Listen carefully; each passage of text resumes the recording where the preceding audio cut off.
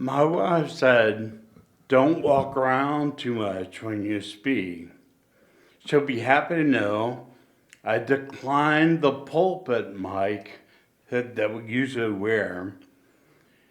So I want to make it easier for Eric, but I'm also um, going to be tethered to this mic today. So let me start by saying it's an honor to speak with you, and also an honor every time I get to bring a message from God's Word. You know, the title, Go and Learn What This Means, is very important. This kind of feels like a trap because people more eloquent than I will be coming in a few days, and they'll bring messages of probably comfort along with our theme, which is blessed assurance. This will not be a comforting sermon. This is not one of those, but it is important. So please, I beg you, do not let this message get lost in the overall lectureship. And I will say, you'll hear me use this term us and we a lot. And I really mean that. I'm pointing the finger at myself as much as any of us. There's one slide that asks 3 questions that say you, and that's because I've already asked myself those 3 questions, and I'll share my experience on that with you.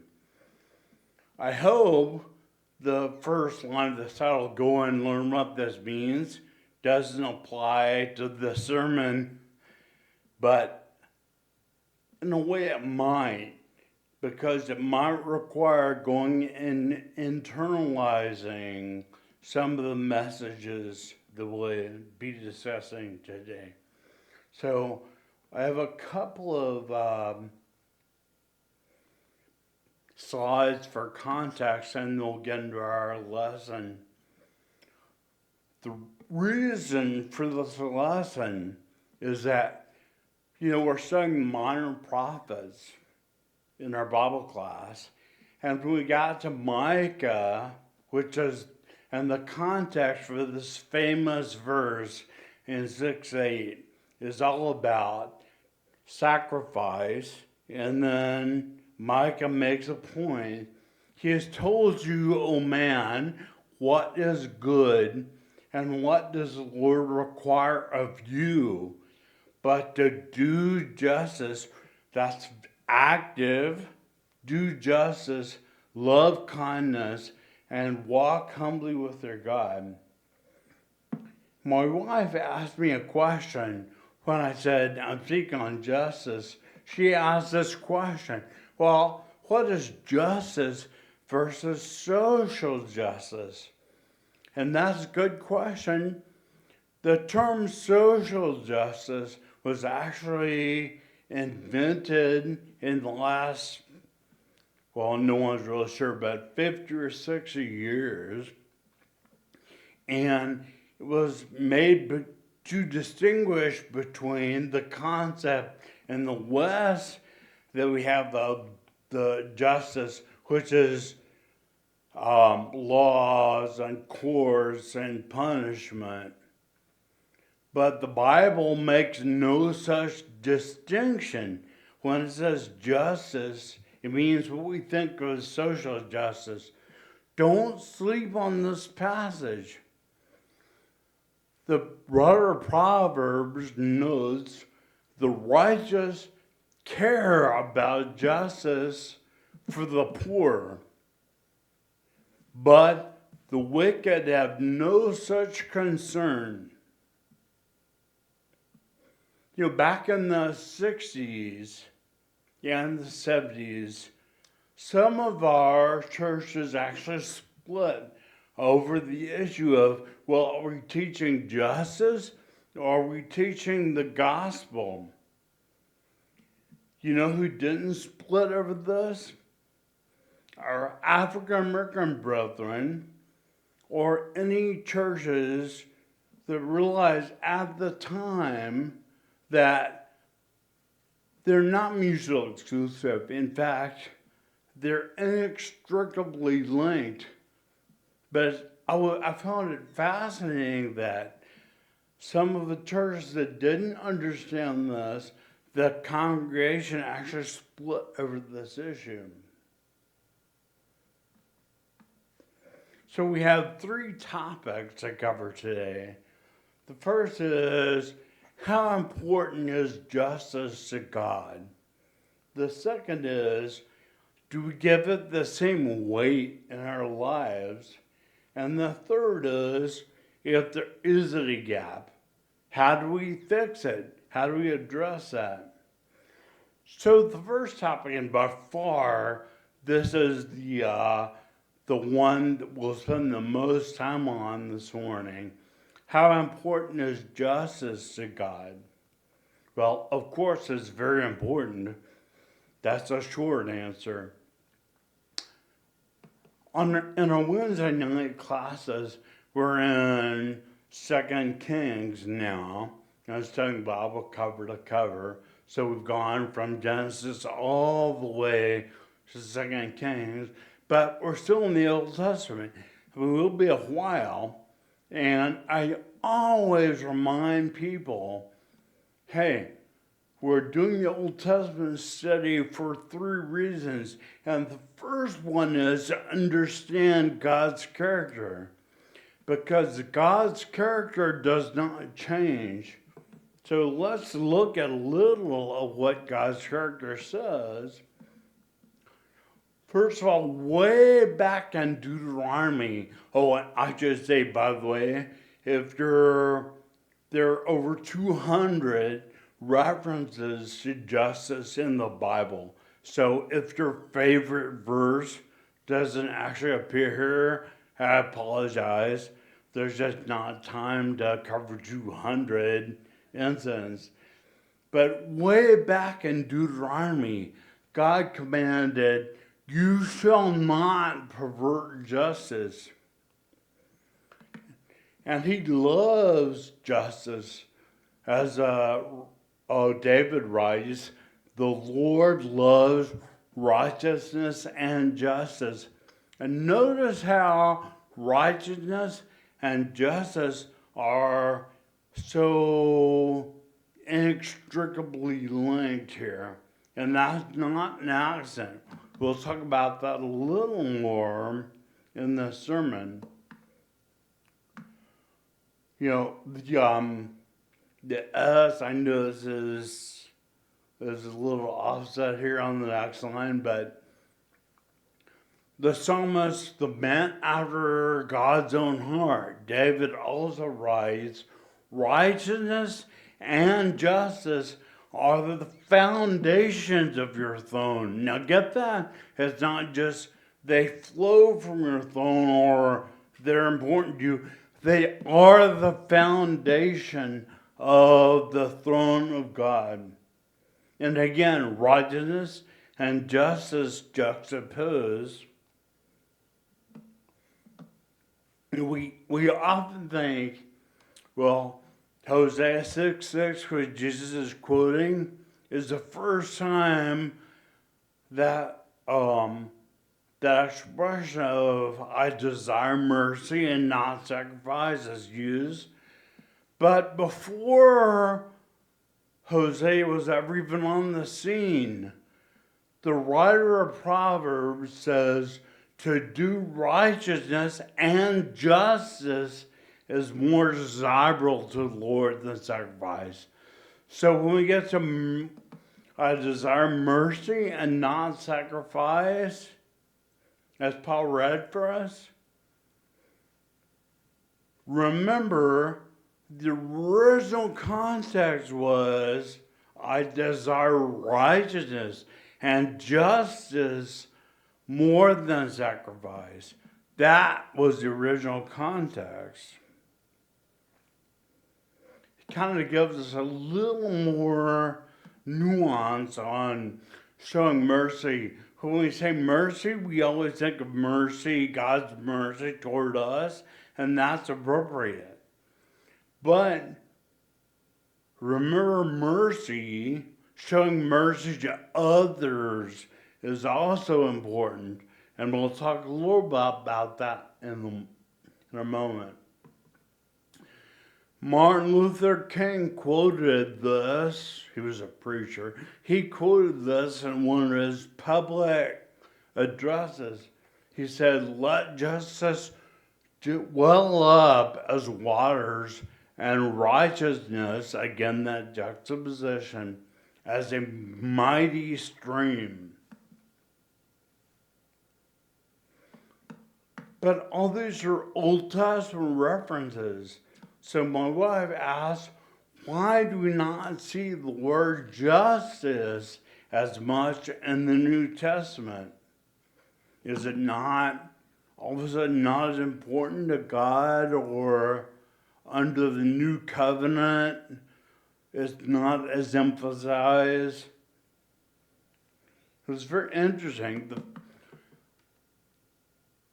I put up translation issues because in the Hebrew, which is used in the Old Testament, there are two words, one for righteousness and one for justice. In the New Testament, which uses Greek, there is only one Greek word, and that's most often translated as righteousness. A handful of times it is translated as justice in the New Testament, but that word, and I'm going to slaughter the Greek here, is diakosune, is meaning justice and righteousness, as most often rendered as righteousness.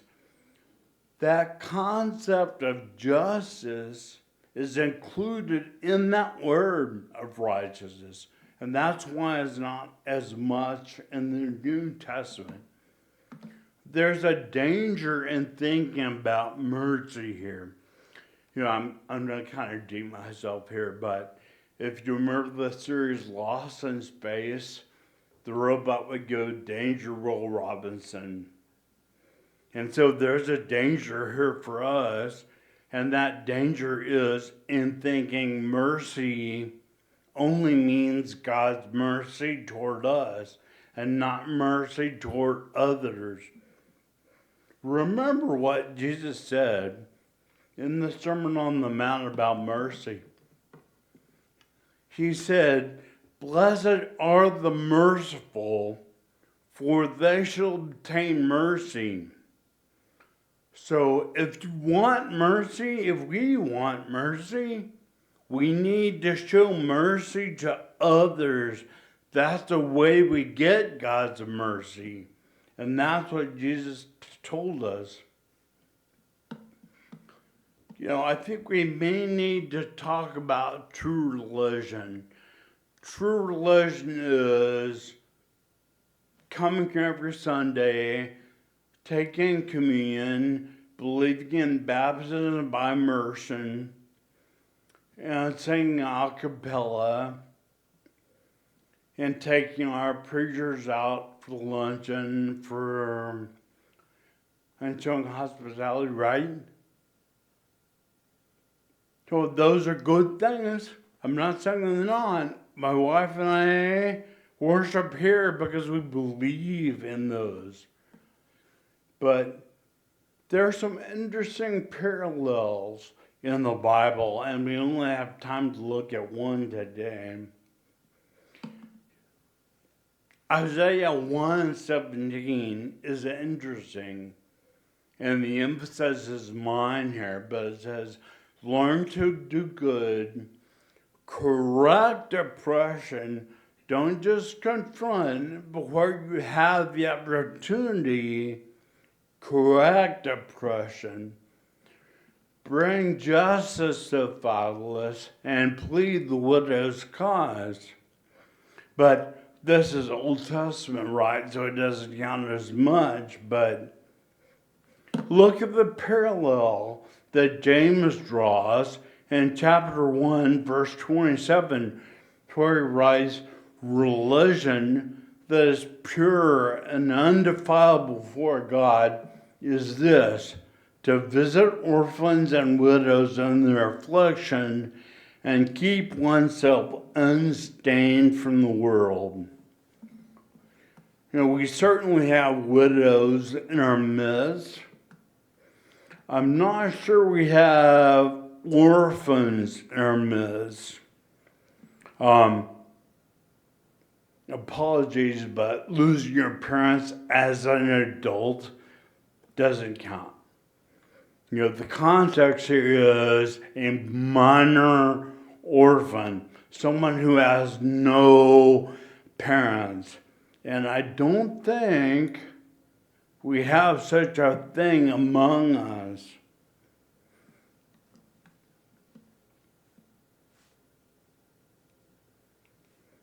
I mean, most chilling, to me at least, is this is how we will be judged. I could not fit this whole passage on the screen, so if you'll turn to Matthew with me and read Matthew 25, starting in verse 31. As far as I know, this is the most descriptive of the last judgment in all of the Bible, by far. So let's read together, starting in verse 31.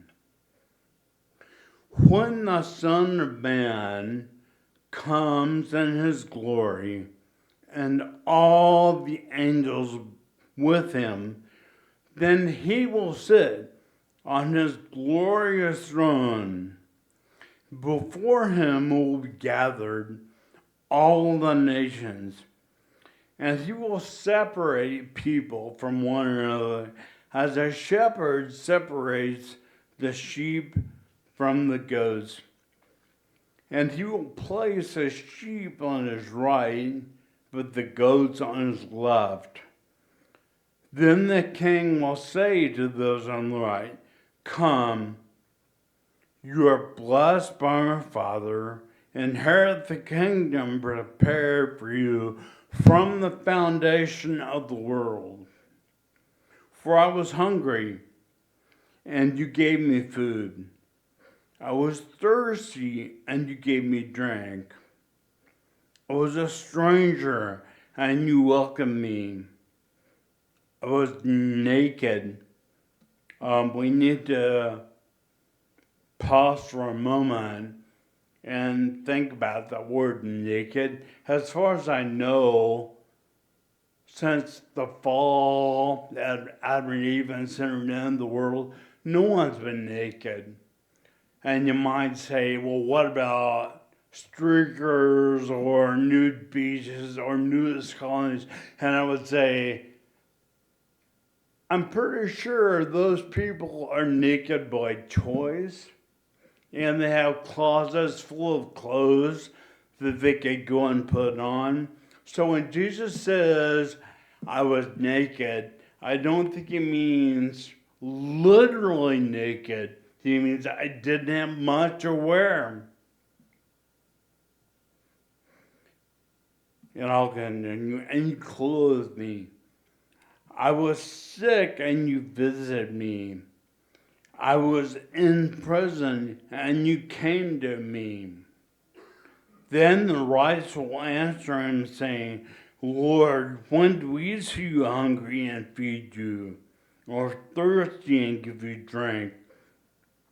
And when do we see you a stranger and welcome you, or naked and clothe you? And when do we see you in prison and visit you? And the king will answer them, truly, as you did it to one of the greatest, the least of these my brothers, you did it to me. Now, we need to pause here for a moment and acknowledge that a few chapters before, Jesus had defined the term brothers and said, the brother is anyone who does the will of my Father who's in heaven. And so that kind of reminds us of Galatians 6:10 that tells us to do good to all people, exclusively those of the household of the faith. Oh, wait. The word is not exclusively, yes, especially those of the household of faith. So when Jesus is dining with sinners, and by the way, who do you hang out with? Women, children, crazy people, lepers, people who's a modern equivalent of that. People who would not be able to help him and were definitely not believers. So when we may need to expand our definition of the household of faith, is it just the members here? Do we have people in prison? Do we have orphans?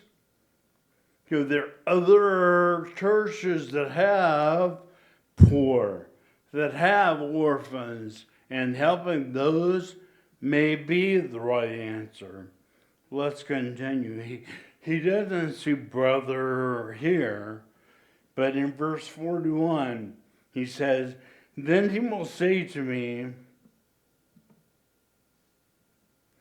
depart from me, you cursed, in the eternal fire prepared for the devil and his angels.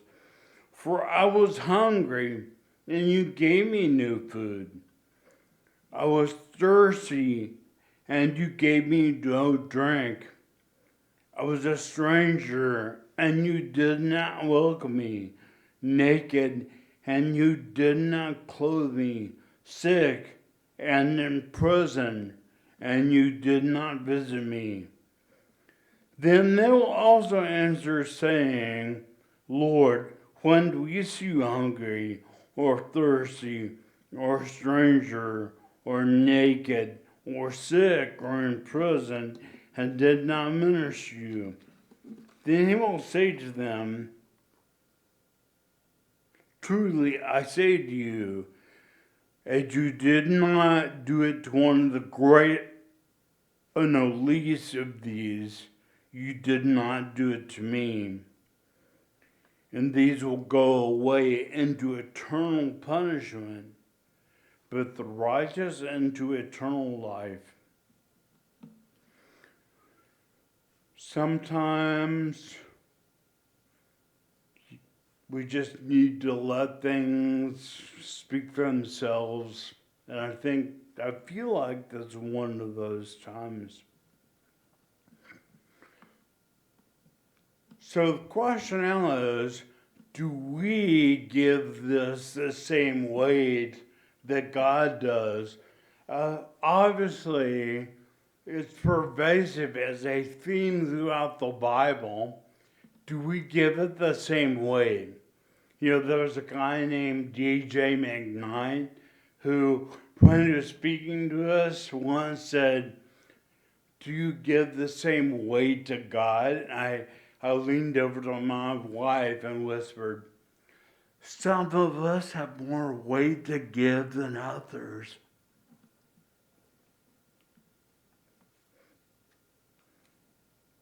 But some serious questions to think about.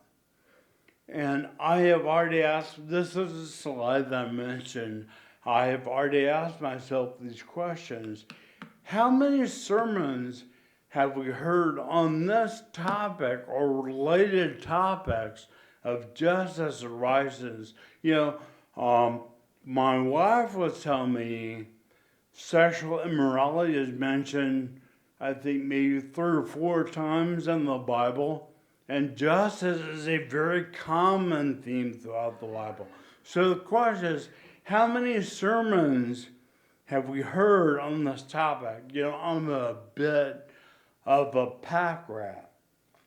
So I will file things neatly in tubs, and lately I've been on a scanning kick where I take a document, scan it, and then throw away, and literally I've thrown away like several huge garbage bags of documents. But along the way, I found a few hundred sermons. By the way, I also found some notes from many of you from when my wife and I were members here 20 years ago. And thank you, thank you, thank you. You know who you are. I'm looking at you guys. I'm looking at Bob Bird. I'm looking at Joel Dirksen. I'm looking at the Seegers. And I really appreciate how I was actually many, many, many times those notes brought a tear to my eye. But along the way, I scanned hundreds and hundreds of sermon notes. And I paid attention every time I was scanning. You know how many sermons I found on this? Less than 10. DJ McKnight, who mentioned earlier, gave us a message once on how to treat the alien among us. And I counted that counts. I found 3 or 4 from Aaron Curtis at East Foothill. I found a few, maybe a handful of other sermons from various people. By the way, most of them in African American congregations. But I thought to myself, less than 10 sermons on this topic, and this is so important to God. So I stand by my original statement about Micah, that I feel like if we just give this as much weight as God does, we'd be a little closer to Him. How many Bible classes or comments even in class have you heard? And by the way, if you're thinking of a few more that I haven't mentioned, then gold star for you. I would submit that even if you do, or even if we interest you, then, well, we have to think about, is it really the same weight that God gives in our lives? I'm going to mention the number of songs too. So, most of you know that my wife and I love singing. In fact, Not in the Morning or Family Messenger is the fact that our next potluck and singing is coming up on the, I think, 14th. And we're doing a slightly different format this time. But I have flyers if you'd like a flyer on this. So when I knew Jim was letting singing, I texted him. I always think to myself, okay, well, I'll just pick out a song before the lesson on justice or righteousness or showing mercy to others. And then I scratched my head and like, wait, I can't think of any. So my standby is to go and look through all the hymnals I have. and I looked in the subject for righteousness or justice. You know how many hymnals have that as subjects? 0. It does not exist. So I texted Jim, and Jim's like, this is hard. And then I emailed a bunch of people, Dave Barnes and Aaron Curtis, and even who I consider to be Oracle, John Wiegand. And all of them acknowledged this is a huge gap for us. So out of frustration, I went to the Paperless Hymnal Index, and James Tackett indexes 6,000 songs, now only 1,000 plus actually in the Paperless Hymnal, but Tackett in his index says if I'm aware of a song or someone emails me about a song, I'm going to list it. So I did a search. You know how many songs came up out of 6,000? 8. And you know how many I knew or even heard out of those? You guessed it, 0. And so, this is our last slide. How can we fix this gap? What can we do about it? Well, the first step in anything is obviously just be aware, internalize to yourself, hey, I've got a gap in my life here. And then confront others, Isaiah would say, correct where possible. And I know that's not always possible, but sometimes it is. And you know what God's not going to care about? He's not going to care about if you're a Democrat or Republican or Independent or Green Party or Libertarian or whatever other, or Labor or Tory or whatever parties have existed in all countries in the history of time.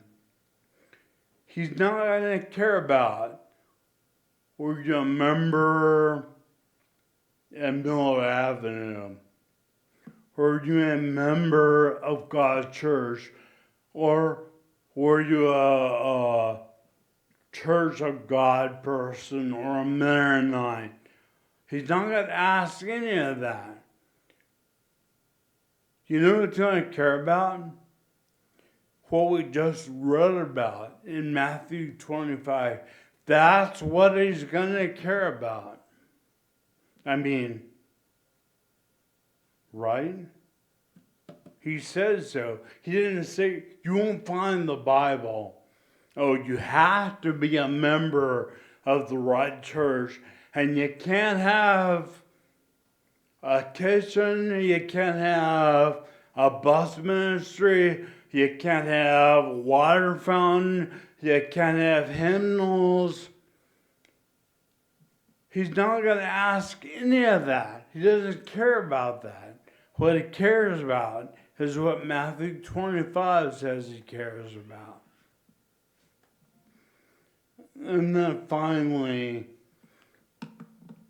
please think about serving. You know, Jesus says, let your light, and he doesn't use the word brothers here. Jesus says, let your light so shine before men that they may see your good works and turn and glorify your Father in heaven. So there are opportunities in the community. Actually, there's desperate need to volunteer in the community. And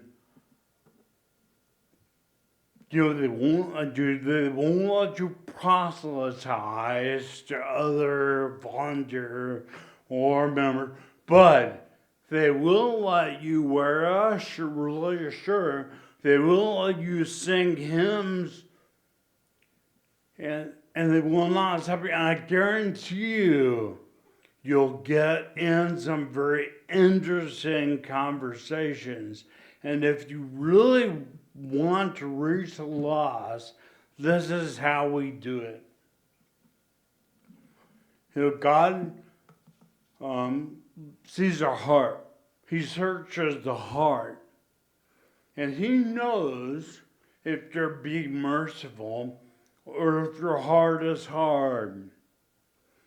If your heart's hard and you need to have your family and friends help you, then go back and do that.